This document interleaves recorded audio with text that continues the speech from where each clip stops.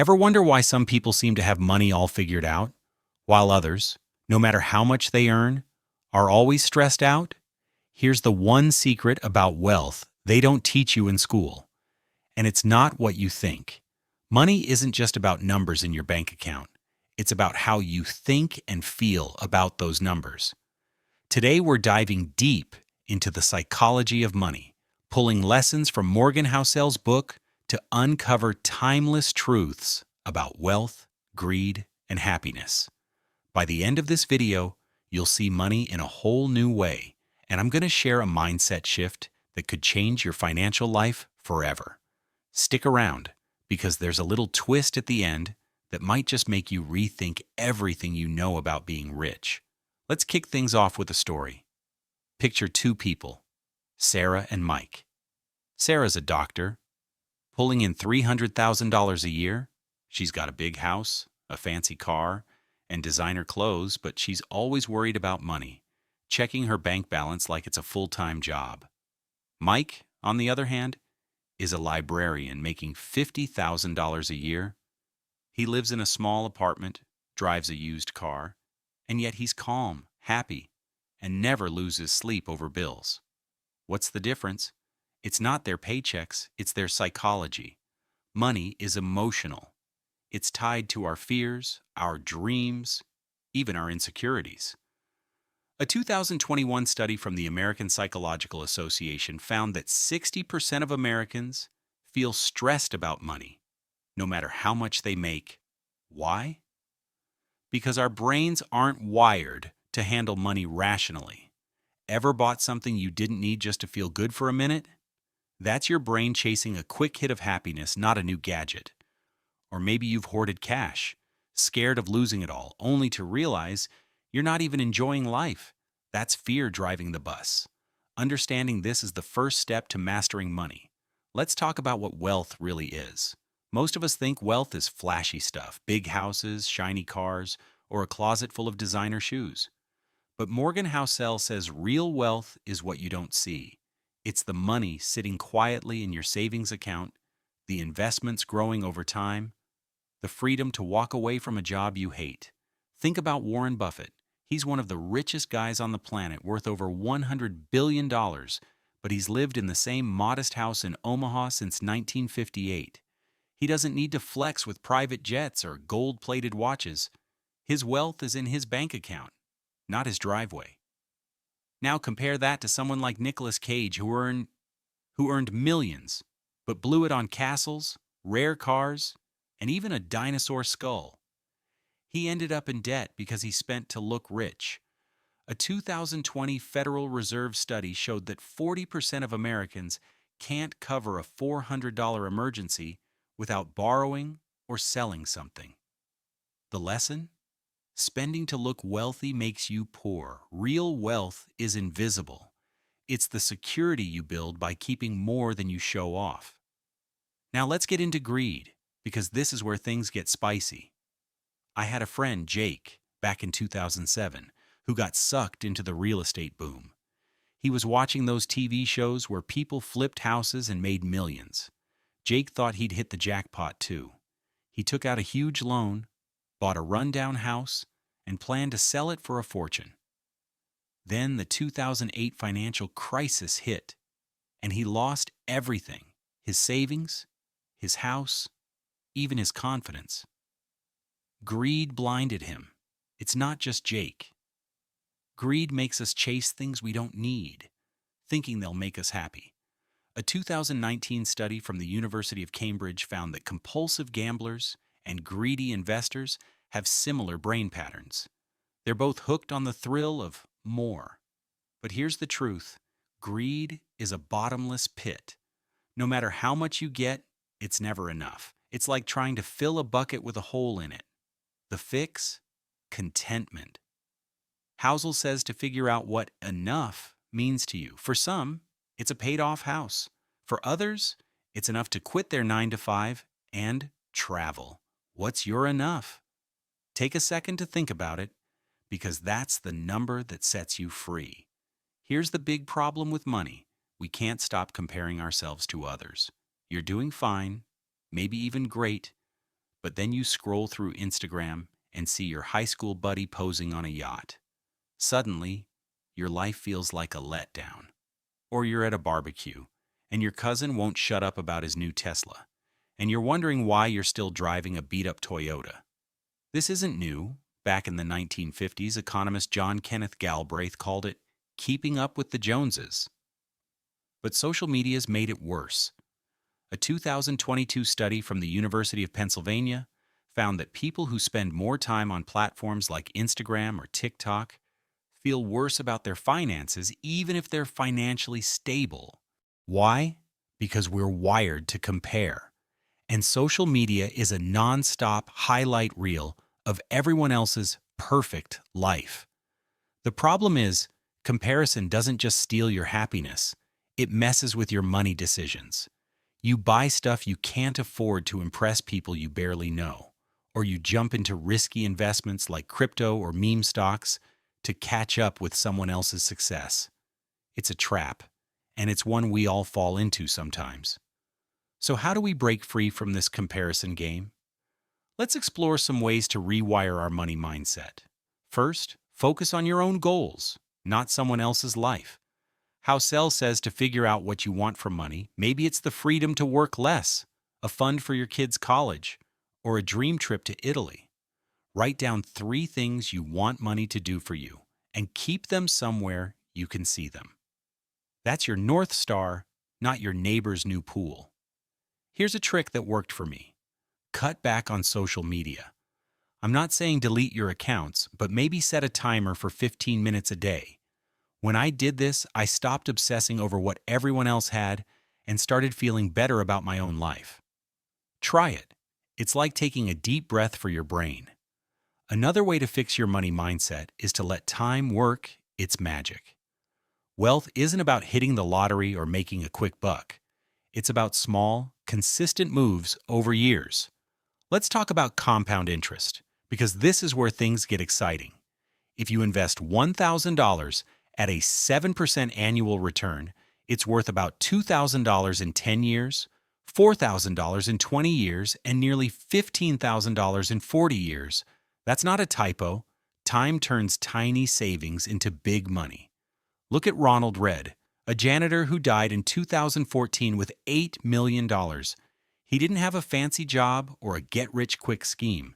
He saved a little every paycheck and invested in safe, boring stocks for decades. Time did the heavy lifting. A 2018 report from Vanguard showed that investors who stay consistent and avoid chasing trends see better returns over time. So start small, $50 a month, $100, whatever you can. Just start and let time do the rest. Here's another big piece of the puzzle. Redefine what happiness means to you. A 2010 study from Princeton found that happiness tends to plateau around $75,000 a year, about $100,000 in today's dollars. After that, more money doesn't make you much happier. What does? Strong relationships, meaningful work, and experiences that light you up. I remember my aunt, who never had a lot of money, but was the happiest person I knew. She'd throw these backyard barbecues with cheap burgers and a Bluetooth speaker, and everyone would laugh until midnight. That was her wealth. Moments with people she loved.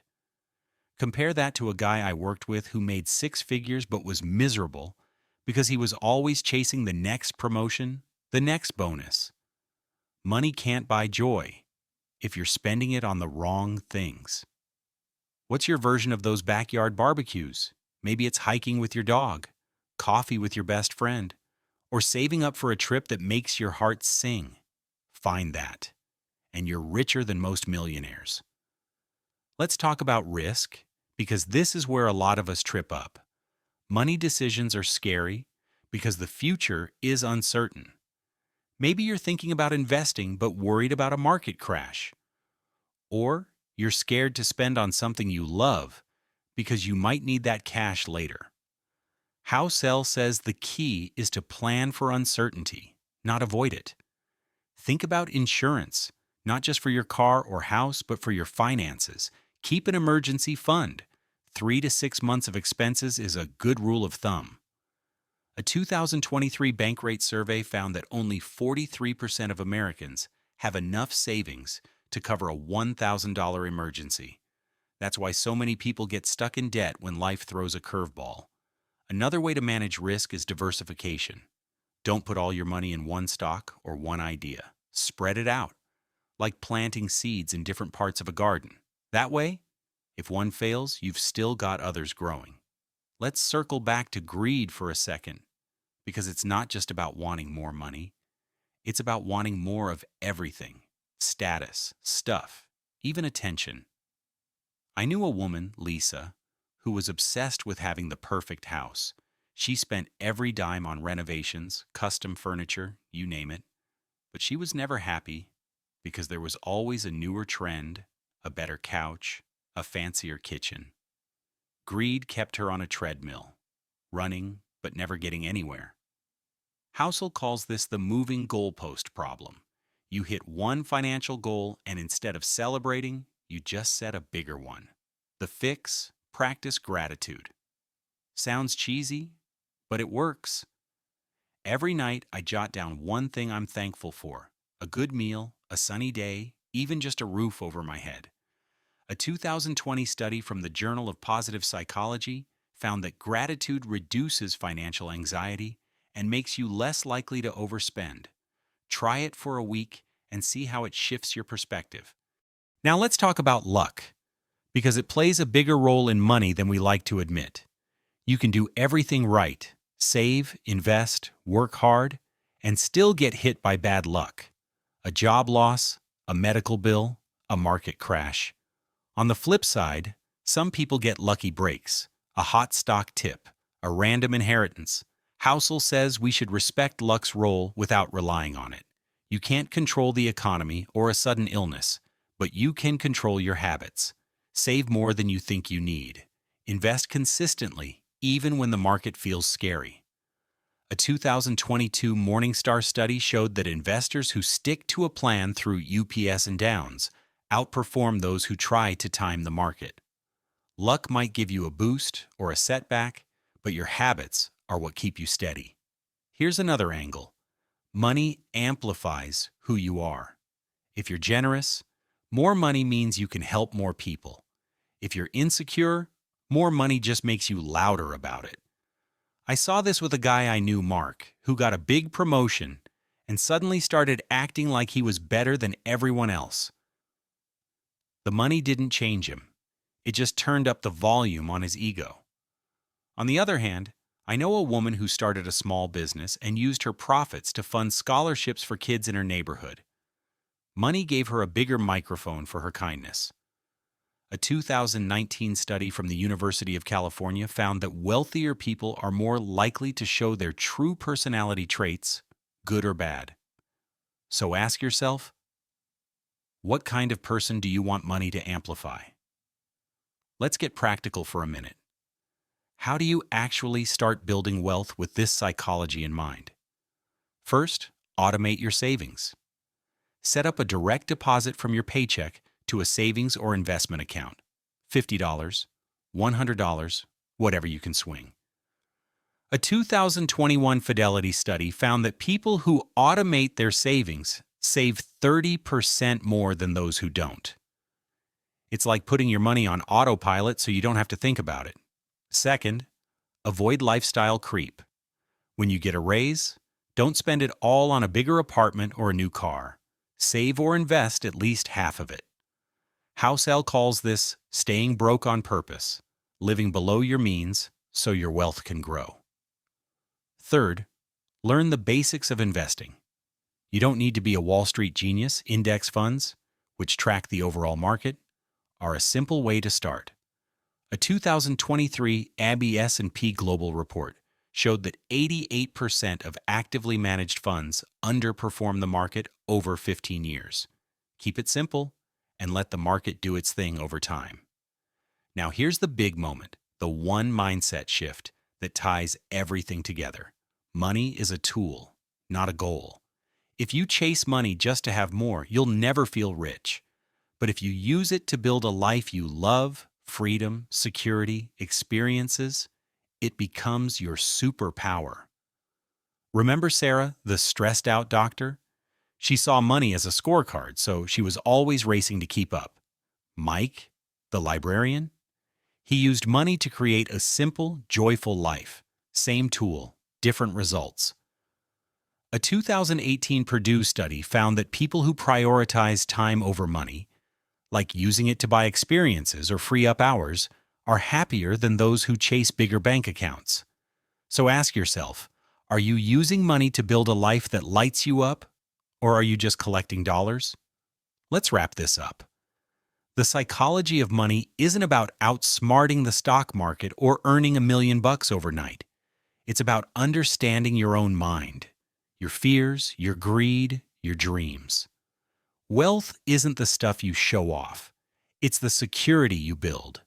Greed keeps you on a treadmill, but contentment sets you free. Comparison steals your joy, but focusing on your own goals brings it back. Start small, save a little every month, invest consistently, and let time work its magic. Most importantly, use money to create a life that makes you excited to get out of bed. You don't need to be a billionaire to feel rich. You just need the right mindset.